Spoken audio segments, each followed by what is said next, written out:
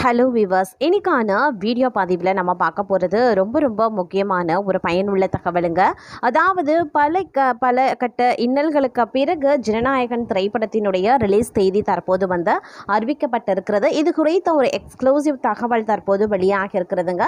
இது குறித்த தகவலோடு இன்னும் பரபரப்பான அப்டேட்ஸை தொடர்ந்து நீங்கள் தெரிந்து பிளான் பெற வீடியோவை ஸ்கிப் பண்ணாமல் கடைசி வரைக்கும் பாருங்க. வீடியோக்குள்ளே புகிறதுக்கு முன்னாடி இதுவரைக்கும் நீங்கள் நம்ம சேனலை சப்ஸ்கிரைப் பண்ணலை அப்படின்னா உடனே சப்ஸ்கிரைப் பண்ணிக்கோங்க. அப்படியே பக்கத்தில் இருக்கக்கூடிய நோட்டிஃபிகேஷனுக்கான பெல் பட்டனையும் ப்ரெஸ் பண்ணிக்கோங்க.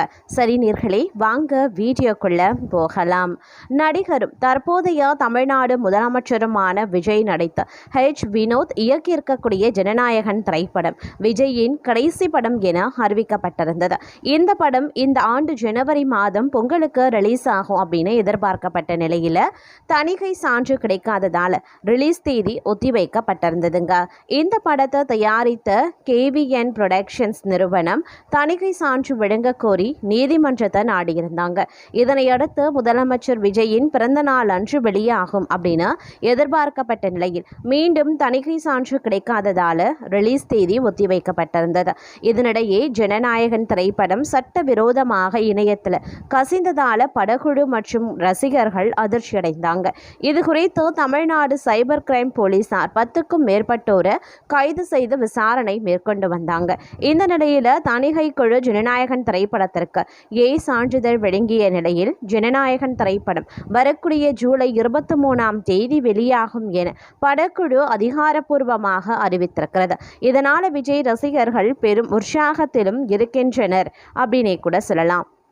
அது மட்டும் இல்லாமல் கடந்த சில தினங்களுக்கு முன்பு பார்த்திங்க அப்படின்னா ஜனநாயகன் திரைப்படம் பார்த்திங்க அப்படின்னா பல எதிர்பார்ப்புகளுக்கு மத்தியில் ஜூலை மாதம் ரிலீஸ் ஆகும் அப்படின்னு தற்போது ஒரு அப்டேட் வந்து வெளியாகியிருக்கிறது.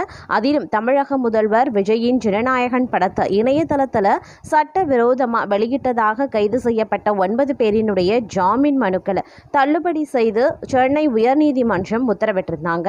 சட்டமன்ற தேர்தலுக்கு முன்பாக தமிழக வெற்றி கழகத்தின் தலைவரும் தமிழக முதலமைச்சருமான விஜய் நடித்த ஜனநாயகன் படம் பொங்கல் பண்டிகைக்கு வெளியாகும் அப்படின்னு அறிவிக்கப்பட்டிருந்துச்சு.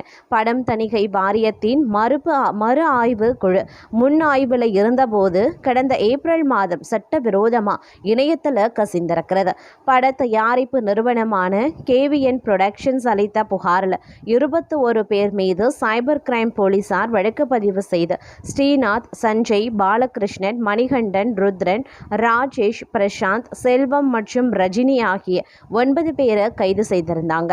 ஜாமீன் கோரி 9 பேரும் தாக்கல் செய்த மனுக்கள் சென்னை உயர்நீதிமன்றத்தில் கோடை விடுமுறை கால நீதிபதி R சக்திவேல் முன்பு விசாரணைக்கு வந்திருந்தது. அப்போது மனுதாரர்கள் தரப்பில் கைதாகி 42 நாட்களுக்கு மேலாக சிறையிலையும் இருக்காங்க. குற்றம் சாட்டப்பட்ட சிலர் மீது ஏற்கனவே குண்டர் சட்டம் பிரயோகிக்கப்பட்டிருக்கிறது. ஒரு ஆர்வத்தில் தான் படத்தை பார்த்தனர் அப்படின்னு சமூக வலைதளங்களில் பகிரவில்லை என வாதிடப்பட்டிருந்தது.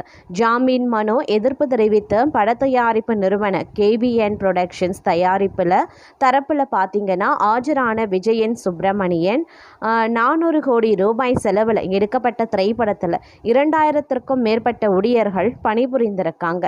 சட்டவிரோதமாக இணையத்தில் வெளியானதால் மிகுந்த நஷ்டம் ஏற்பட்டிருக்கிறது. ஆர்வத்தில் திரைப்படத்தை பார்த்துவிட்டோம் என்று மனுதாரர்கள் கூறுவதை ஏற்றுக்கொள்ள முடியாது. டெலிகிராம் சமூக வலைதள பக்கத்தில் முழு படத்தையும் பதிவேற்றம் செய்திருக்காங்க. முக்கிய நபரான உபாசங்கர் இன்னும் தலைமறைவாகவே இருக்கார். கைதானவர்களுக்கு ஜாமீன் வழங்கினா சாட்சிகளை கலைக்கக்கூடும் என்பதால் ஜாமீன் வழங்கக்கூடாது என ஆட்சேபம் தெரிவித்து வாதிட்டார். காவல்துறை தரப்பில் ஒரு திரைப்படம் திரையரங்குகளில் வெளியாவதற்கு முன்பே பார்ப்பது என்பது குற்றம்தான். அப்படி பார்த்தது மட்டும் இல்லாமல் சமூக வலைதளங்களில் பகிர்ந்தும் இருக்காங்க. இந்த வழக்கில் முக்கிய குற்றச்சாட்டுக்கு ஆளாகியிருக்கக்கூடிய உமாசங்கர் இன்னும் தலைமறைவாகத்தான் இருக்கார். அவரையும் கைது செய்தால் முக்கிய ஆதாரங்கள் கிடைக்க வாய்ப்புகள் இருக்கின்றன. எனவே மனுதாரர்கள் எவருக்குமே ஜாமீன் வழங்கக்கூடாது என எதிர்ப்பு தெரிவிக்கப்பட்டிருந்தது. இதையடுத்து ஜனநாயகன் படத்தை சமூக வலைதளங்களில் பகிர்ந்த தொடர்பான ஆதாரங்கள் மற்றும் வழக்கு விசாரணை ஆவணமாக நீதிமன்றத்தில் தாக்கல் செய்யப்பட்டிருந்த நிலையில் அனைத்து தரப்பு வாதங்களையும் கேட்ட நீதிபதி R சக்திவேல் 9 பேரினுடைய ஜாமீன் மனுக்களையும் தள்ளுபடி செய்து உத்தரவிட்டிருந்தார். அது மட்டும் இல்லாமல் ஜனநாயகன் படத்தை சட்டவிரோதமாக இணையத்தில் கசிய விட்ட வழக்கில் கைது செய்யப்பட்ட 9 பேரினுடைய ஜாமீன் மனுக்களையும் சென்னை உயர்நீதிமன்றம் தள்ளுபடி செய்து உத்தரவிட்டது. அதே போல் முன்ஜாமீன் கோரிய எடிட்டர் உமாசங்கரின் மனுவும் தள்ளுபடி செய்யப்பட்டிருக்கிறது. வினோத் இயக்கத்தில் விஜயனுடைய கடைசி படம் அப்படின்னு அறிவிக்கப்பட்டு பொங்கலை முன்னிட்டு ஜனவரி 9ஆம் தேதி ரிலீஸ் ஆக இருந்த படம் ஜனநாயகன். நடிகரும் தாவிக்கு தலைவருமான விஜய் நடித்திருக்கக்கூடிய ஜனநாயகன் படத்திற்கு தணிக்கை சான்று கிடைக்கிறதுல ஏற்பட்ட சிக்கலால் மறு ஆய்வுக்காக தணிக்கை வாரியத்திடம் நிலுவையில் இருந்தது. இந்த படம் தணிக்கை வாரியத்தின் மறு ஆய்வுக்கு முன் இருக்கும் நிலையில் ஏப்ரல் 3ஆம் தேதி சட்டவிரோதமாய் இணையங்களில் வெளியாகியிருந்தது. இதையடுத்து பட தயாரிப்பு நிறுவனம் புகார் அளித்த நிலையில் 20 பேர் மீது சைபர் கிரைம் போலீசார் வழக்கு பதிவு செய்தனர். இந்த மனு மீதான விசாரணை நீதிபதி ஜி.கே. இளந்திரையன் முன்பாக நடந்தது. உமாசங்கர் தரப்பில் ஆஜரான வழக்கறிஞர் ஆர்.சி. பால் கனகராஜ் மனுதாரர் ஜவுளிக்கடை நிறுவனம் ஒன்றில் மேலாளராக பணியாற்றி வருகிறார். அவருக்கும் இந்த சம்பவத்துக்கும் எந்த தொடர்பும் இல்லை அப்படின்னு வாதிட்டு இருந்தாங்க. அது மட்டும் இல்லாமல் ஜனநாயகன் படம் இணையத்தில் கசிந்தது தொடர்பாக கேவிஎன் புரொடக்ஷன் சார்பில் அளிக்கப்பட்ட புகாரின் பேரில் சென்னை சைபர் கிரைம் போலீசார் சிலரை கைது செய்திருந்தாங்க.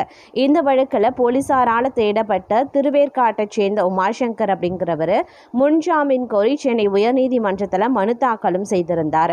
பட தயாரிப்பு குழு தரப்பில் ஆஜரான வழக்கறிஞர் விஜயன் சுப்பிரமணியன் மற்றும் சைபர் கிரைம் போலீசார் தரப்பில் ஆஜரான கூடுதல் குற்றவியல் வழக்கறிஞர்கள் KMT முகிலன் ஆகியோர் கடும் ஆட்சேபம் தெரிவித்திருக்காங்க. அது மட்டும் இல்லாமல் அவர்கள் வாதிடும் போது மிகப்பெரிய பட்ஜெட்டில் எடுக்கப்பட்ட ஜனநாயகன் படத்தை சட்டவிரோதமாய் இணையத்தில் வெளியிட்டதில் உமாசங்கருக்கு தான் முக்கிய பங்கு இருக்கு. உதவி எடிட்டராக பணியாற்றிய நபரும் அவரது சகோதரரும் ஜனநாயகன் படத்தை திருடி மனுதாரரிடம் அடைத்திருக்காங்க. அவர் தான் அதை இணையத்தில் பதிவேற்றம் செய்து பகிர்ந்திருக்காரு. இதற்கு பின்னணியில் வேறு யார் யார் இருக்காங்க அப்படிங்கிறத உமாசங்கரை போலீசார் காவலில் எடுத்து விசாரித்தா மட்டுமே உண்மை வெளியே வரும். அதனால முன்ஜாமீன் அளிக்கக்கூடாது அப்படின்னு வாதிட்டு இருந்தார்.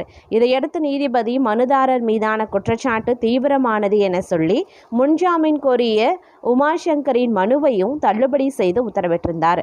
அதே மாதிரி இந்த வழக்கில் ஸ்ரீநாத், பாலகிருஷ்ணன், ருத்ரன் உள்ளிட்ட 9 பேர் கைது செய்யப்பட்டிருந்தாங்க. இவங்க தங்களுக்கு ஜாமீன் அளிக்க கோரி சென்னை முதன்மை அமர்வு நீதிமன்றத்தில் மனு தாக்கல் செய்திருந்தாங்க. நீதிபதி எஸ். கார்த்திகேயன் முன்பாக இந்த மனு விசாரணைக்கும் வந்தது. மனுதாரர்கள் சார்பில் இந்த வழக்கிற்கும் தங்களுக்கும் சம்பந்தம் இல்லை, ஜாமீன் அளிக்க வேண்டும் அப்படின்னு வாதிடப்பட்டிருந்தது. போலீசார் தரப்பில் ஆஜரான அரசு குற்றவியல் வழக்கில் வக்கீல் தேவராஜன் பல கோடி ரூபாய் பட்ஜெட்டில் தயாரிக்கப்பட்ட படம் இணையத்தில் வெளியிடப்பட்டதால் பலர் பாதிக்கப்பட்டிருக்காங்க. புலன் விசாரணை தொடக்க நிலையில் இருக்கிறது, அதனால் ஜாமீன் வழங்கக்கூடாது அப்படின்னு வாதிடப்பட்டிருந்தது. இந்த நிலையில் பார்த்தீங்க அப்படின்னா தற்போது பல இன்னல்களுக்கு பிறகு ஜனநாயகன் திரைப்படம் ஜூலை மாதம் 23ஆம் தேதி வெளியிடப்படும் அப்படின்னு அறிவிப்பு வெளியானதை அடுத்து ரசிகர்கள் மிகுந்த மகிழ்ச்சியிலையும் இருக்காங்க.